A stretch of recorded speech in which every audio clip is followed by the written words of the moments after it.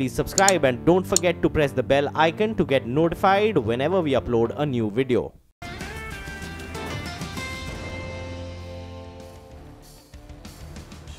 Welcome back. Just about 25 seconds left for pre-opening rate. So, because we'll keep tracking that as well. SBI and Bank of Baroda will be the stocks to watch. In fact, we have SP Tulsian of sptulsian.com with us now. Mr. Tulsian, good morning. Thoughts first on the two big PSU banks, SBI and Bank of Baroda, and the numbers? See, I'm not so disappointed the optically, which we get to see in both these banks. First, if I come quickly on Bank of Baroda, yes, there has been disappointment because people have been expecting, probably with induction of new management, we have not seen that turnaround which we have been, expecting in comparison maybe to Canara Bank, PNB. But yes, there are two kickers or two positives which I have seen in Bank of Baroda. One is in respect to the credit growth, and second in respect to the increase in NIM. I don't know NIM whether it will really be sustainable in Q4 or not, but credit growth of about maybe 15-16% is seen to be assuring, and except for that I have not found anything positive. But coming specifically on SBI, I think apart from that, if I just take a little on other issues, not on the usual ones like asset quality, provisions and all sort of things, the retail segment has shown a very good performance by the State Bank of India, which other banks have all been seen struggling, whether private sector or states or maybe the PSUs.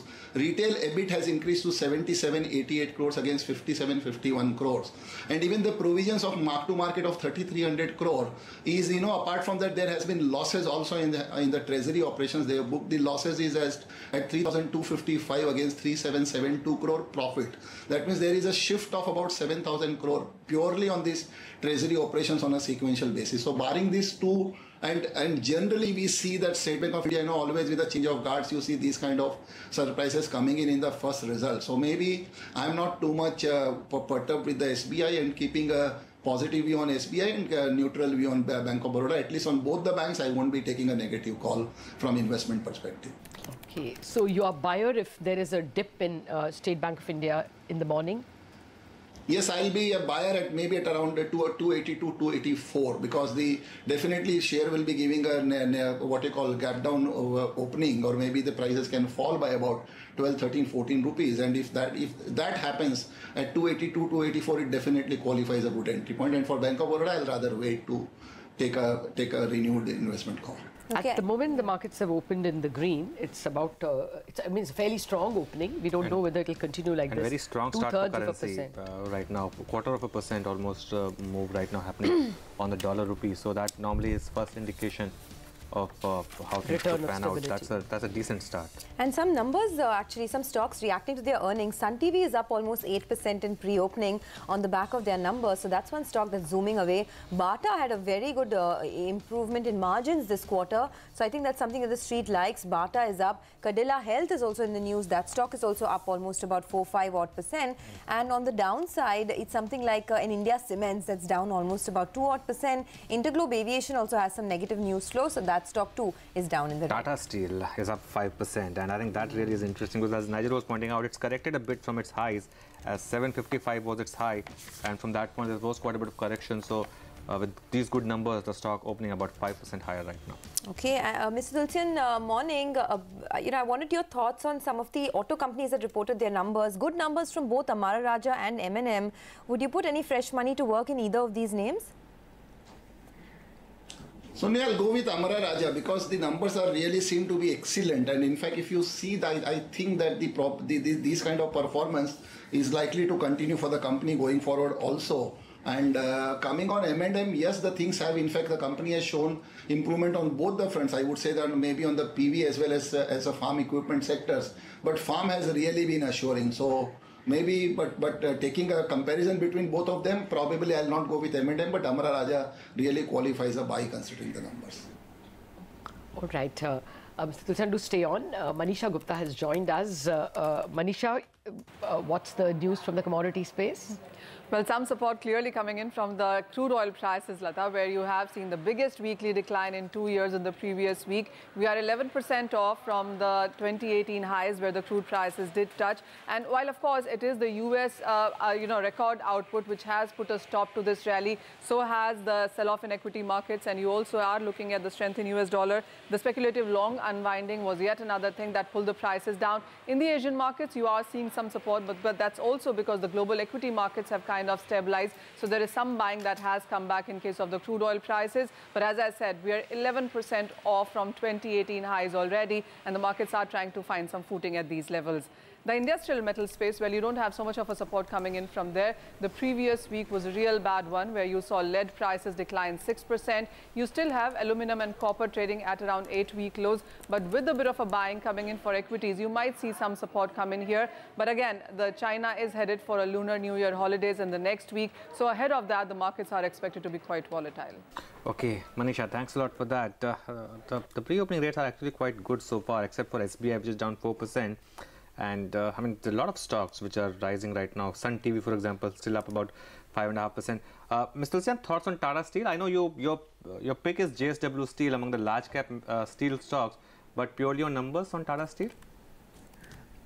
That's right, Anuj. And in fact, if I take a call on Tata Steel, I think that if you knock off the Indian operations, then you have a big disappointment. Howler on Europe, flattish on Southeast Asia. And even if I just make a quick comparison, I'm not saying that the numbers are not good, but if you really take I've straightway gone into the PBT. In fact, what I did not like about the company is the claim of about 1115 crore, which they have provided for, and not much explanation have been given of. They've just said that it's a statutory and, kind of things.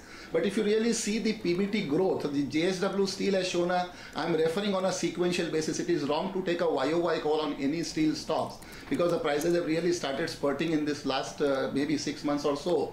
JSW Steel has shown a growth of 66% on PBT, while Tata Steel has shown a growth of 61% on PBT. And if I go by the Steel Authority, from a loss of 740 crore, PBT minus PBT 740, they've turned into profit of 82 crores. Again, Jindal Steel and Power, not a very much comparable play because they are not having much presence in the flat steel products, have only shown a growth of 23% on PBT. So my point is that yes, in fact, the two advantages with the Tata Steel and Steel Authority is having the self-sufficiency in iron ore to the extent of 100%. And probably, if I'm not wrong, Steel Authority has the largest iron ore reserve that even NMDC has with him, which is purely an iron ore company. While same thing exists with the Tata Steel also.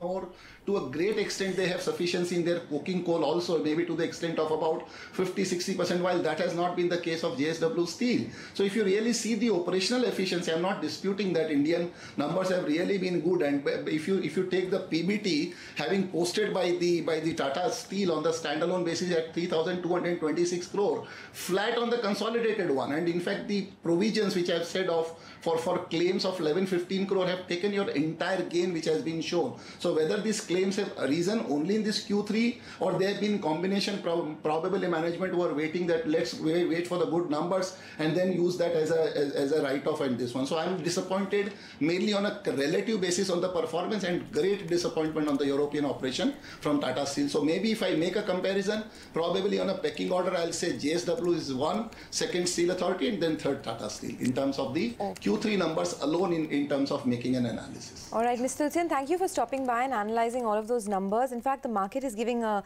thumbs up to a lot of the good numbers today. M&M is now up almost about 3% and in the broader markets, Amara Raja, as I discussed, up almost about 3% post good set of numbers. VK Sharma of HDFC Securities is also with us. Vinod, hi, morning. After the extremely volatile week we had last week, what's the prognosis for this week and the trading strategy for today?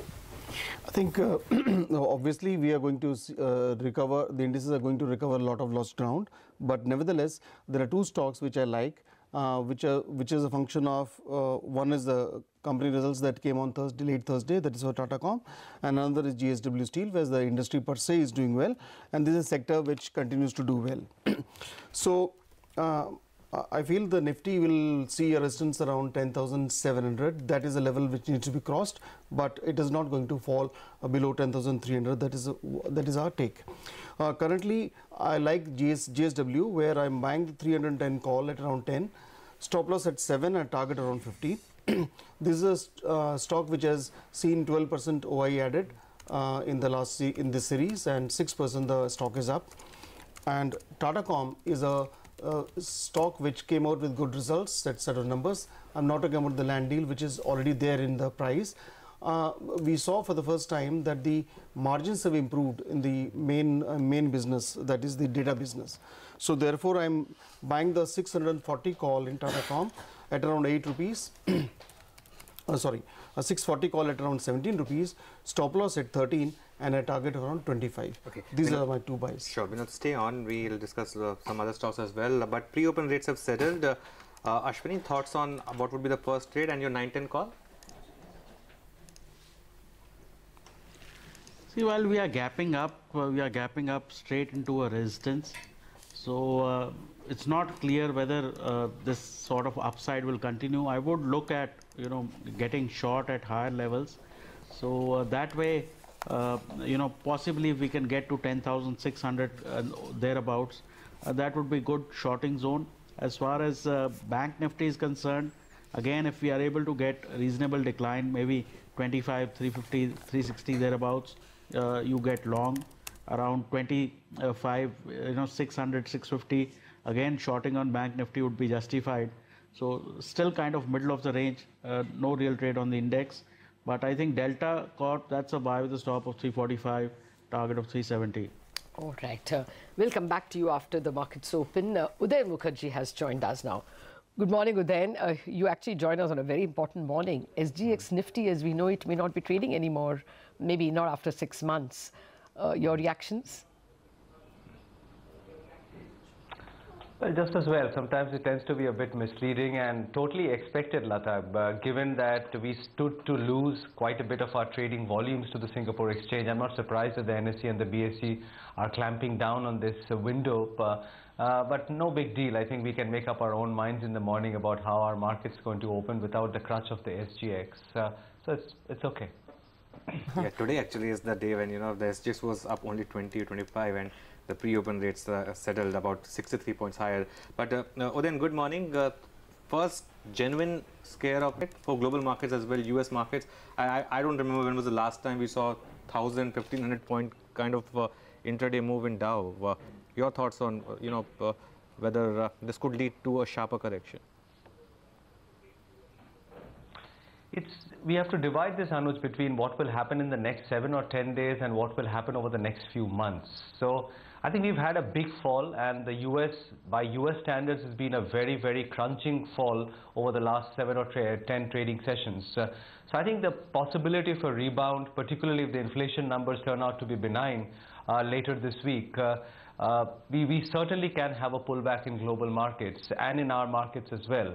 But whether that means that we are out of the woods for the next few months, the medium-term trading frame, that I'm not quite sure. I think it's tempting to say that we've had a 7-8% kind of a correction, and in the next couple of days we'll bottom out, and then we'll just look back at it fondly as an entry opportunity, and all will be well.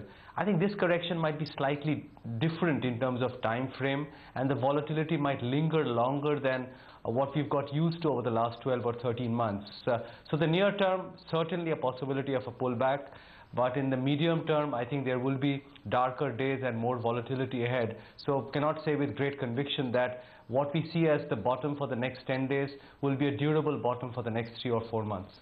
Okay. Well, then, good morning. What have you made of the earnings season this time? Because we've seen very good numbers coming from a lot of the non-index large caps, the likes of Pidilite, Amara Raja, Bharat Forge, etc. What has your take been? I think for the Nifty, it would have been a very disappointing earnings season, Sonia, because I'm not in the camp, as you know, which does earnings saying, let's take SBI, Tata Motors, Lupin out, and then it's only 3 companies. So X of those 3 companies' earnings were great. I mean, that's cheating. It's like ONGC HPCL deal to bail out the fiscal deficit. It makes no sense. You take the Nifty, you take all 50 companies. And I think 47 companies have reported in the Nifty already. 3 companies are left. One of them is Sun Pharma, so there'll be no growth on those 3.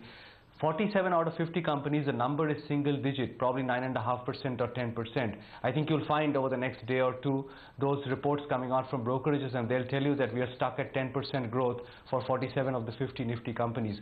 This, with the demonetization quarter as the base last year, I think we are, even if we get 15% growth in the fourth quarter, which is a stretch after this quarter's performance, you're going to stuck at 6% earnings growth for FY18. And we started the year with saying we will get at least 17-18% growth because we are coming off the very low demonetization base for the second half of the year. I think we are staring at a very disappointing nifty earnings for FY18. Now you can wish it away if you're bullish by saying it's one more year, let's look ahead into FY19, which is what we've been doing for the last 3 or 4 years. But I think it's the fourth year on the trot that will get middle single-digit earnings growth for the Nifty. And that, if you want to call a spade, is a very disappointing outcome on the low base that we're discussing.